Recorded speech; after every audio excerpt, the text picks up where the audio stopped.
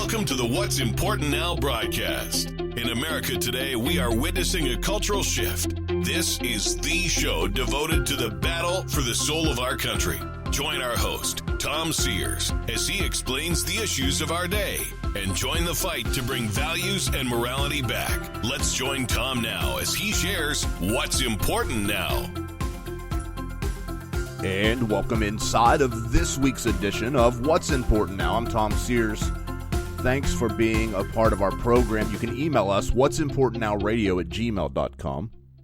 what'simportantnowradio@gmail.com. Our mailing address, 8901 Good Hope Pike, Lost Creek, West Virginia, 26385. Well, okay, so we live in a time that for many is very, very confusing. And the reason for that is because the righteousness of society differs from the righteousness of the Bible. Our streets are beginning to look like the streets of countries far away, and I know that you agree, or at least most of you agree. The countries that have never breathed the breath of freedom. The truth is, ladies and gentlemen, lawlessness is abounding. Evil is ever present. There's such a disregard for human life. There's a disregard for respecting others. Now, I'm not that old, but I have never seen anything like this in America before. Immorality is promoted and pushed through the media outlets. So-called ministry leaders are putting their approval on sin. Rioters are burning down our cities, and innocent lives are being taken. The political landscape in this country is frightening. There's a major party, the Democratic Party, who says nothing of the violence, nothing of the riots, nothing about the burning cities, about the lives being taken. Well, they say nothing until the polls start to shift, and then they want to speak. Ladies and gentlemen, our founders are demonized. Their statues are being torn down. Evil is ever present. We've heard a lot about light and darkness from our presidential candidates. They both claim to be the light that America needs.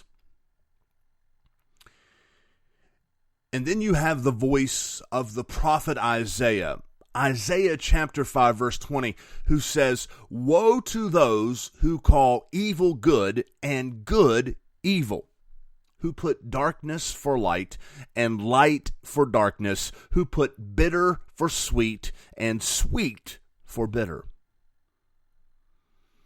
Wrong actions that have universally been wrong and unacceptable by both political parties, by everyone, really. Well, they're now right in the eyes of some.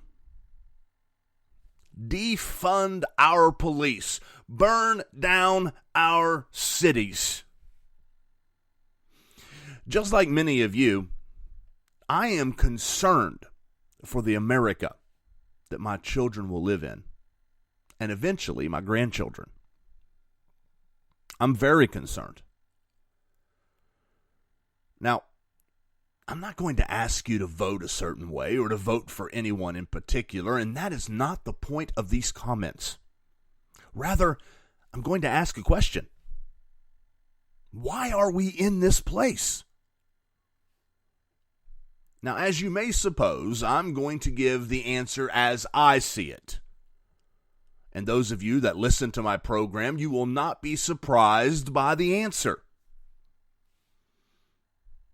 But for some, this is going to be very difficult to hear, and as is our culture and society today, some will be offended. And as I say these things, I need you to know that I am not speaking from a place of perfection. The truth is, we have all contributed to the demise of our culture, to the demise of our society, and to the demise of our country. I want to give you some things to think about. There was a time in this nation when Elvis Presley, the king of rock and roll, was to appear on the Ed Sullivan Show for the first time. The church, they came together, and they said, that man cannot shake his hips on television like that. Or he can't be on television. So sponsors began to threaten to pull their ads or their support of the Ed Sullivan Show because the church folk would boycott the products that they sold. So when Elvis appeared the first time on the Ed Sullivan Show, the camera only showed him from the waist up. Now, many of you may hear this and you may say, well, that is super silly. But I ask you to fast forward to our time and notice that you can now see nudity on cable television. In our society, divorce used to be frowned upon. Now it's normal.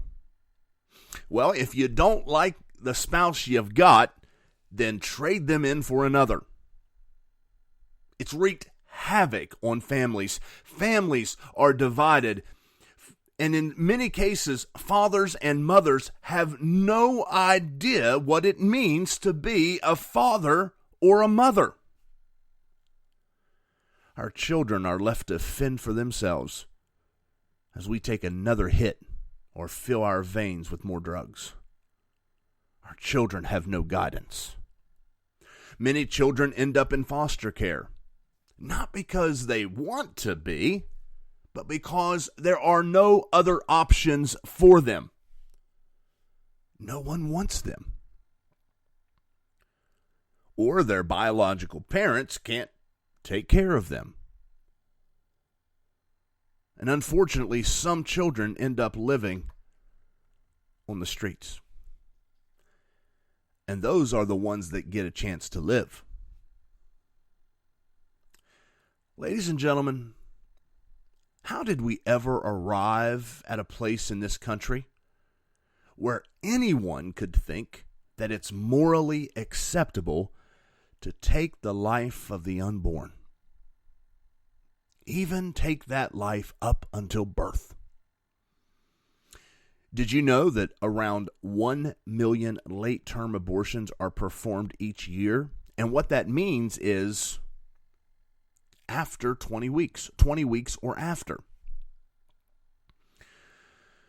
Now, according to Medical News Today, at 20 weeks, the baby is the size of a cantaloupe, measuring approximately 6 to 6.5 inches, weighing nearly 10 ounces.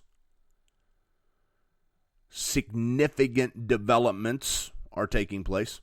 The brain is growing rapidly. Cartilage is converting to bone. Skeleton begins to harden. Bone marrow starts making blood cells. The eyebrows are forming. The arms and legs are in proportion with the body. And the baby is able to swallow. The mother can feel the baby moving. And the baby can hear sounds. Sounds of mom singing. Sounds of mom laughing or crying. Sounds of mom talking or sounds of a utensil to take its life. And that's at 20 weeks. Much further development has taken place up until birth. How did we get here? Well, the truth is, to get here, we had to leave there. Where was there?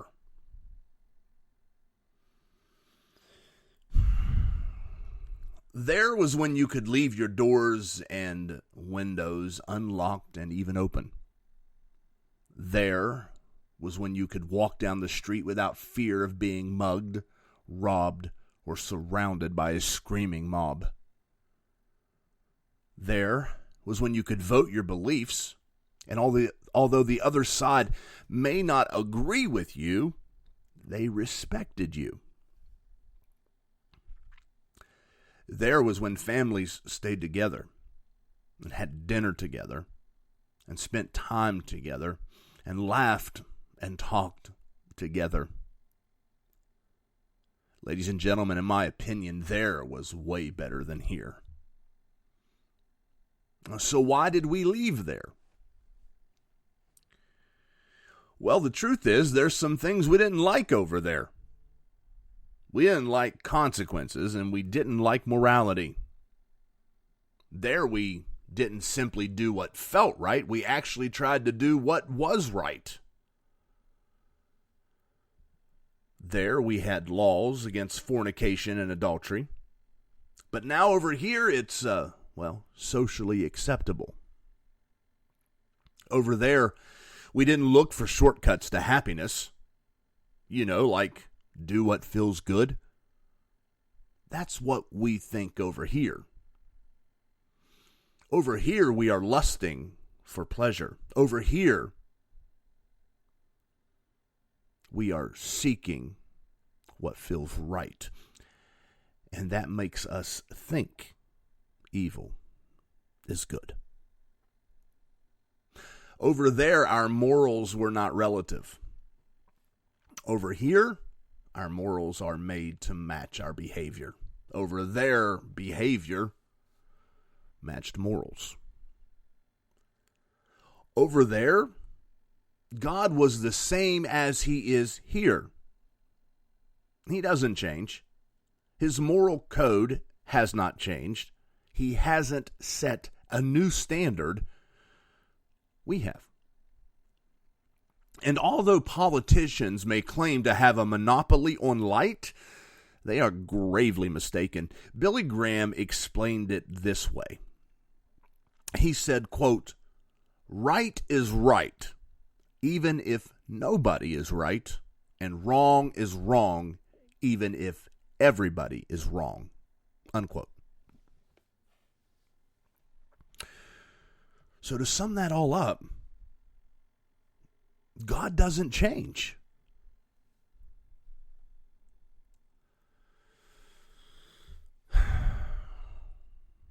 We think only of ourselves. And this all leads to a misunderstanding of what is evil and what is good. We don't care if it's evil as long as it brings money in our pocket or pleasure to our lives.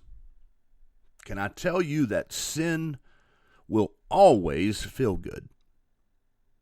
Well, at least for a season. Over there, it wasn't about what's in it for me. Over here, it's all about me. Over there is what the question was. Over there, what can I do for God? Over here, it's what can God do for me? Over there, we took responsibility for our own actions. But over here, we rationalize our evil and put the blame on someone else. Adam did it in the garden, and we have perfected the art of rationalization today. So how can we get all of this fixed? Well, let me first say, It won't be fixed by a politician. It can, however, be made far worse by them. And that's why voting is so important. But how do we fix it? How do we fix where we are? Simply, Jesus. And it is that simple. Let him back in our lives, let him back in our culture, let him back in our society, let him back in the public scene. Let him back. You know, we talked about over there, and over there wasn't perfect, but over here is far from good.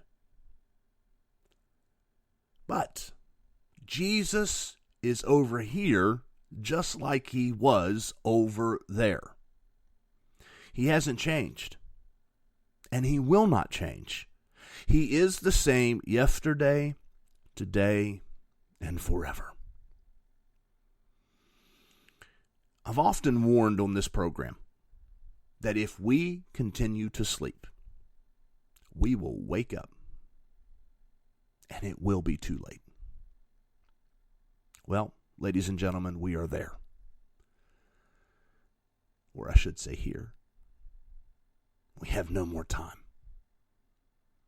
If we don't turn back now, there will be nothing to turn back to.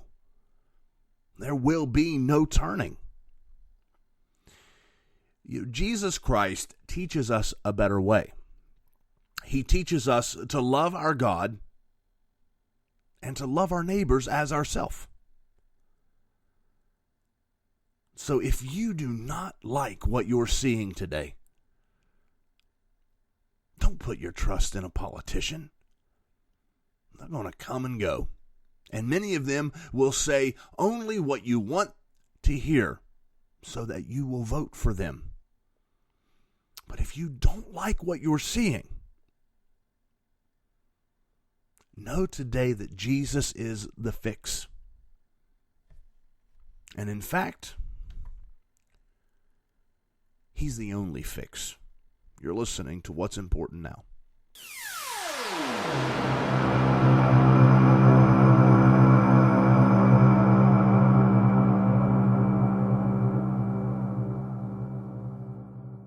Hello, I'm Brianna Megan, and my dad is the host of the What's Important Now program. I have been writing music since I was 8 years old, and I recently released my first album. The album, titled Near, has 12 original songs. My song, In the Silence, recently spent 3 weeks in the top 3 of the top 200 songs on the radio music DJ charts. My goal with my music is to inspire and help others as they journey through this life. I believe every word was inspired of God and meant to encourage. My music is available on all music platforms, including iTunes and Spotify. Search for Brianna Megan. You can also like my Facebook page, Brianna Megan, to keep up with my music. Thank you, and God bless.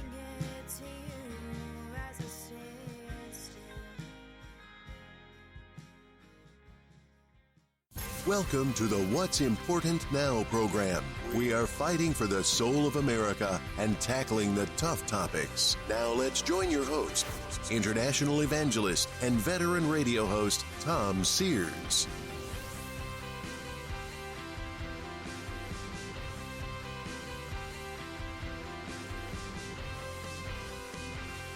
And welcome back inside the program as we continue to battle for the soul of America. To us, it's a legitimate battle.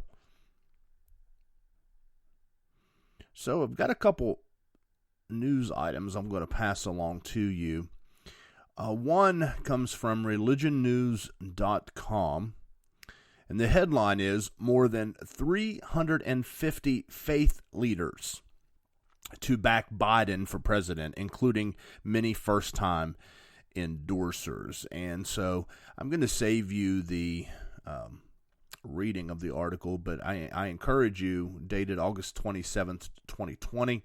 You can go and check that out on religionnews.com if you so choose. But 350 faith and community leaders either have or plan to endorse former Vice President Joe Biden as their selection for president. So I went down through the list of, names, Reverend Fred Davey, a Presbyterian minister. I see other names, Lutheran pastors. So, basically like I said, there's 350. So I've scanned the list. No one of note. These people are basically liberal-leaning voices anyway. And to me, it brings up another topic of discussion. So, at what point can you call yourself a Christian? I believe in order to call yourself a Christian, number one, you must be born again. Old things pass away, behold, all things become new. You know the scripture, at least I hope so. And with that being said, when can you no longer call yourself a Christian? So you have to align yourself. It's what I said in the first segment. Behavior is to match morals. We don't twist morals or what the moral standard or code is to match our behavior.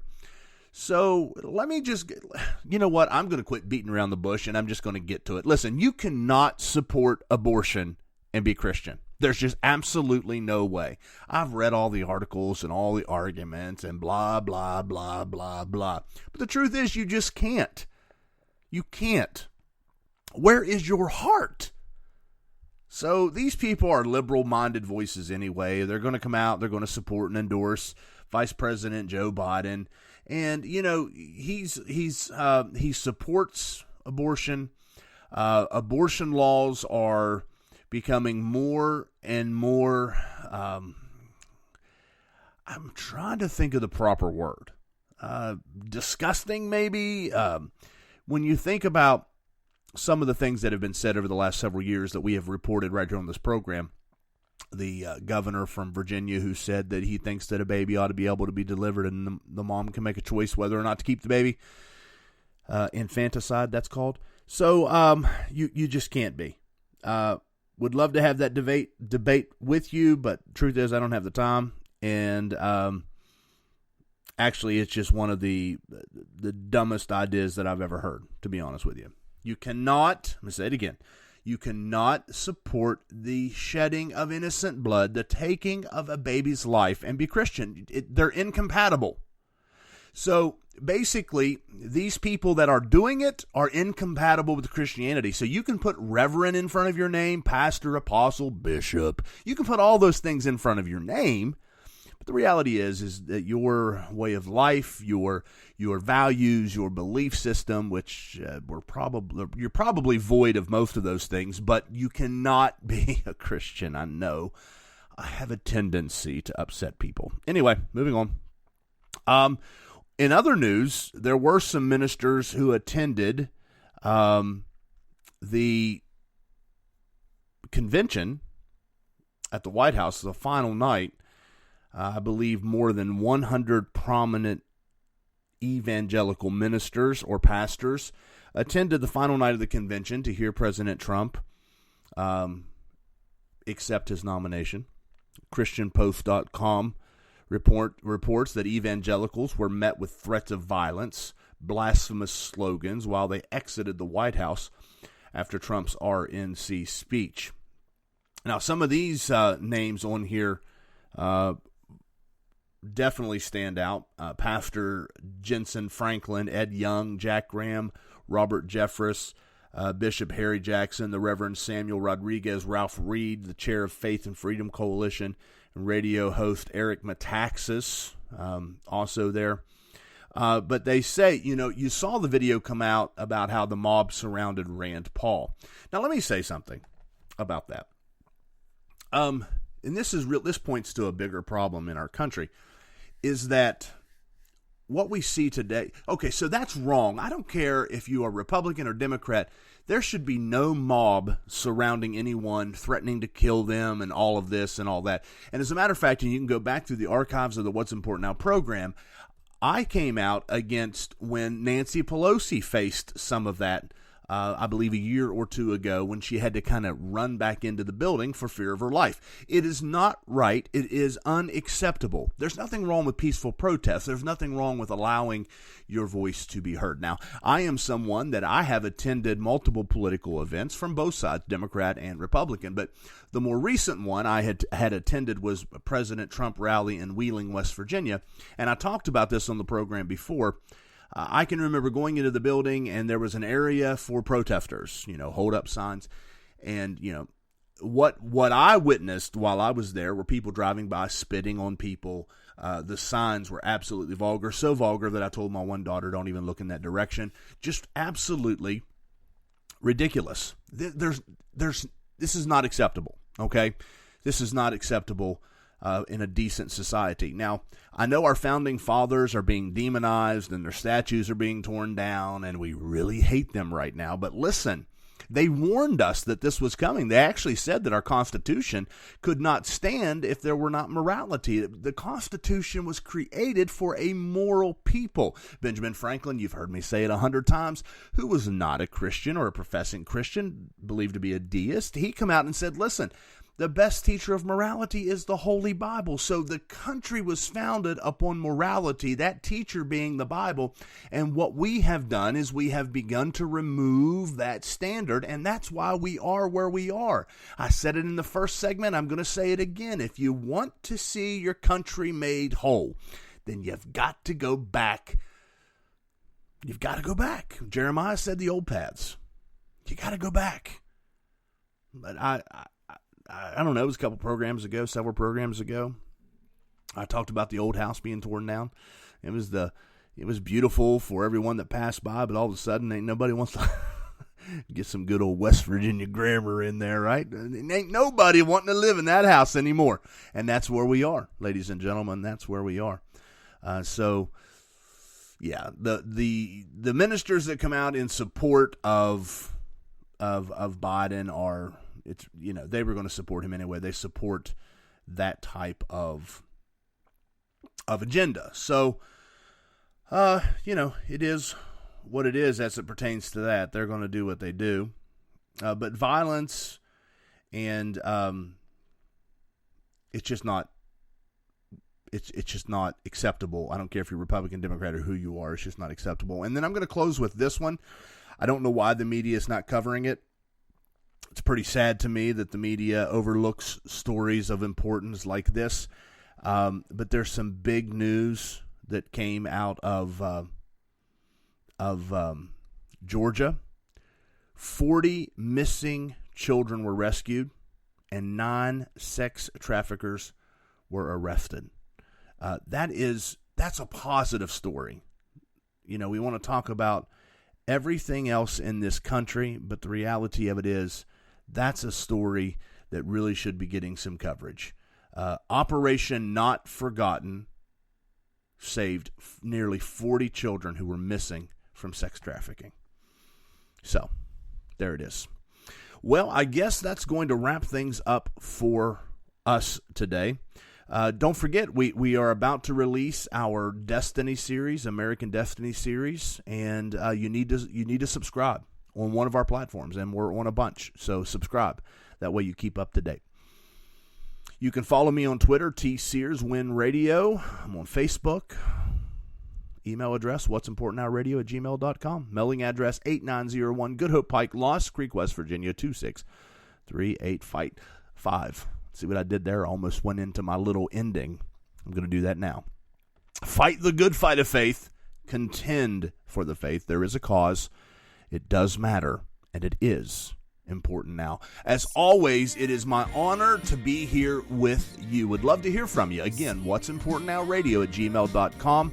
Would love to hear your thoughts on what you're seeing. Again, subscribe to our program. It's really, really important.